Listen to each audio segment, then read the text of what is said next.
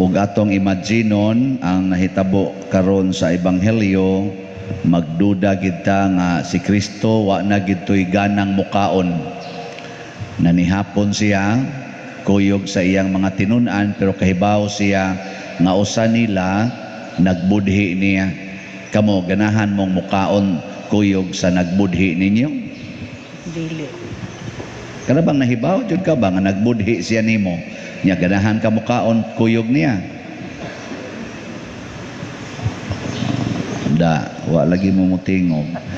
Pero si Jesus, kaon lang gyapon siya. Pero iya sang gisulti nga dunay usa ninyo magbudhi nako. Pero ni kaon gyapon siya, kuyog nila. Nya wa sad niya insultuha ang nagbudhi niya, bisan pag nasayod na siya nga mao gito si Judas gito. Iya yung gihuwat nga muhonghong sad si Judas niya. Ingon sa Judas, ako ba'y gipasabot ni mo Lord? Iya sang gihonghongan, ikaw gyud. Siyempre ikaw ana. Pero wa sad niya ingon na ang buang-buang dakoy nangutan na pa gyud. Ano bang may kayong insultohon ba?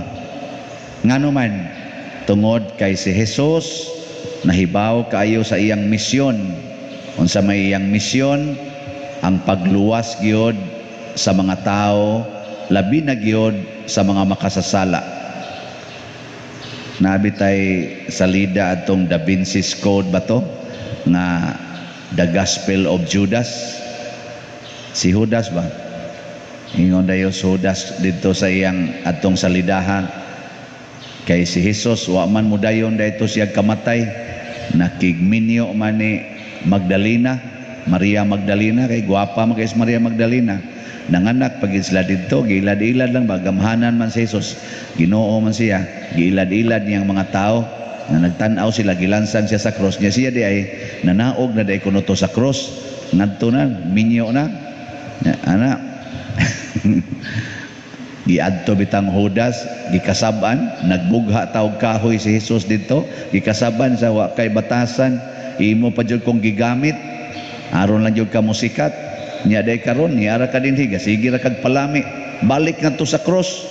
May pa ako nakatuman ko sa akong misyon pagbudhi nimo, ikaw wa ka katuman sa imong misyon pagpakamatay. Nga ni balik si Jesus sa cross mo tong namatay.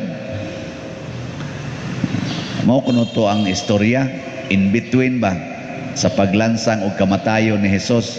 Tuo mo na dili. Ambot lang ninyo, ako sa kukibaw. May magdidto ta, may nahibaw ta, bright man itong gasuwat, ana. Nga, maumang kuno to'y nahitabo. Si Judas manon mo'y hero, si Jesus naman mo'y kontrabida. Mga igsoon, si Jesus niingon diri, ang anak sa tao mamatay gyud or patyon gyud. Kay mauman to'y iyang nahibawan, pag-anhin niya sa kalibutan. Kay ang kalibutan lagi, di man gyud mudawat sa manluluwas. Ang kalibutan musalikway gyud sa Ginoo. Ngano man kay ang kalibutan giharian sa yawa, giharian sa sala. Mao bitan na usahay kamo, may kay mo mudaan ig istorya, apil na sad ko. Tao ra man gud ta, kinsa bago natoy dili makasa. Nga buangon kay tastanan. Kamo mo gamit mo ana kanang punga, kinsa bagod natoy di ka sa tao ra gud ta, mugamit mo ana? Mugamit. Oo ma, parehata. Nya tinuod na dili. Sure? Nganong si Maria wa man kasa lagi. Sa to pa nakasa dito si Maria, tao man to. Nakasa to siya wa.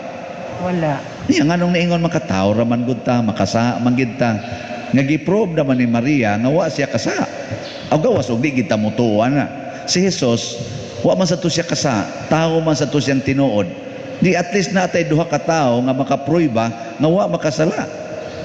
Nya maingon pa kita, tao ra man gud ta, di man kita kapugong kasa man kita. Mao na ang pangilad sa yawa dinhis kalibutan, maapil sa kuana. Ana nya mo excuse dayon ta, Lord, sabta lang gyud ko Lord, tao ra gyud ko, tao ra gyud ko. Yung Ginoo nagpakatao na ko, pres nimo. Unsa man kang magsigi pa man jud kag balik-balik ana, wa di ko kahibaw nga tawo gyud ka, mao bitang gipruibahan ni Kristo og sa mahal nga Birhen Maria nga ang tinuod nga tawo dinhis kalibutan makabuntog di ay og sala. Pero ang tinuod sad nga tawo kung dili gyud mahigugma ni Kristo bisag tua pas paraiso makahimo gyapog sala. Sama ni Adan og ni Eva. Tawo man sa to sila. Ya didto gitos paraiso, didto gitos garden sa Ginoo, pero nakahimog sala nganuman way tinuod nagugma ngadtos Ginoo. Sama ni Judas Iscariote, kuyog na gid siya ni Kristo pero nagbudhi lang gyapon. Nganuman ang gihigugma ni Judas mao ang iyang kaugalingong katagbawan ginamit ang kwarta. Mahigugma na gitas atong kaugalingon. Ang una gid natong Ginoo mao gyud ang kwarta. Kwarta. Kamoron, unsa may inyong Ginoo? Ginoo o kwarta? Ni-donate na mo. Joke. Oh, ambot nakapalit na ba kamo? Pila ka kaslat inyong gipalit. Pero naanoy daghan sa ninyo namalit na. Oh. Karon gani nasya ko sa gahapon sa namalit, shocking kayo. Nainianhi dinhi nga niingon pader di untay gipada ang akong amo i-donate. Kuha naman ni siya gud pader gi-quarantine na ba kay porti na yung senyora hapit na mo 90 edad. Pero sige paminaw nako.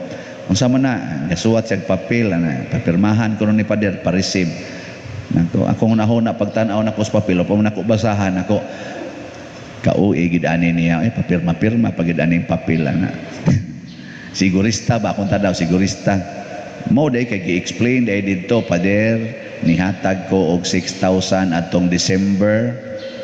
Nya karon ako na lang ning punan og 94,000 para mo 100,000. Palihog lag pirma. Pagkakita na ko 94, pirmahan din ako. Grabe habi daw. Masyak ka, di ba? Ang di mo masyakin, anak. Ang ako lang puwentin hiba, daghang mga tao sa diay karon sa kalibutan nga sa ilang kalisod, sa kayano sa ilang kinabuhi, kamaugya pong muhatag ngadto sa simbahan. Ako man ko magkinahanglan ani. Kuan okay na kayo. Kani akong dupa-dupa, dako nakikugkita ani. Kung sa ako lang personal, makapamabay nako o gusto ko. Pwede nako mupaanak o mga 3-4 ka babae, makabuhi kay ko. Sakit-sakit lang hawak nako karon, di natin ini makaya. Pero inana, wa ko magkinahanglan ani. Pero ang simbahan sa tibuok kalibutan o kining atong parokya kanunay nanginahanglan para sa mga kabus. Kanang ang grasya, mubaha ra gyud na siya, no? Mubaha ra gyud. Mo na ang Ginoo tungod siyang gugma nato bisan sa atong pagkamakasasala, bisan sa atong pagkahudas, oftentimes ang iyang gugma sige ra gyud. Mo na duna gid tay paglaom nga bisag makasala ta, sige lang sa tagbalik ngadto niya. Ug mao na ang makapalimpyo nato, mauna ang makapabalaan sa atong kinabuhi. Nindog ta. Nga igsuon, nagkaduol na ang Paskos pagkabanhaw ug madasigon kitang nagpaabot tiini. Karon malaumon kitang mudangop sa Dios sa atong mga panginahanglan ug moingon kita, Ginoo, dungga kami. Ginoo, dungga kami. Nga sila nga bunyagan unya sa Pasko sa pagkabanhaw, magtubo unta diha sa pagtuo ug kahibalo, mga muyo kita sa Ginoo. Ginoo, dungga kami. Nga sila nga walay mitabang o biniyaan, katagan unta sa mga panalangin, sa kalinaw kasiguruan, mga muyo kita sa Ginoo. Ginoo, dungga kami. Nga sila nga naganto sa kasakit o pagtintal, magligon unta sa grasya sa Dios, mga muyo kita sa Ginoo. Ginoo, dungga kami.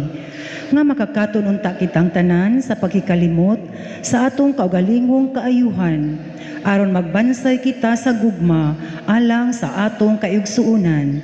Mga muyo kita sa Ginoo. Ginoo, dungga kami.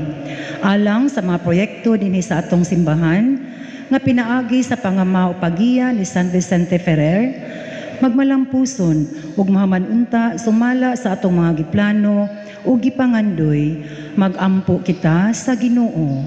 Ginoo, dungga kami.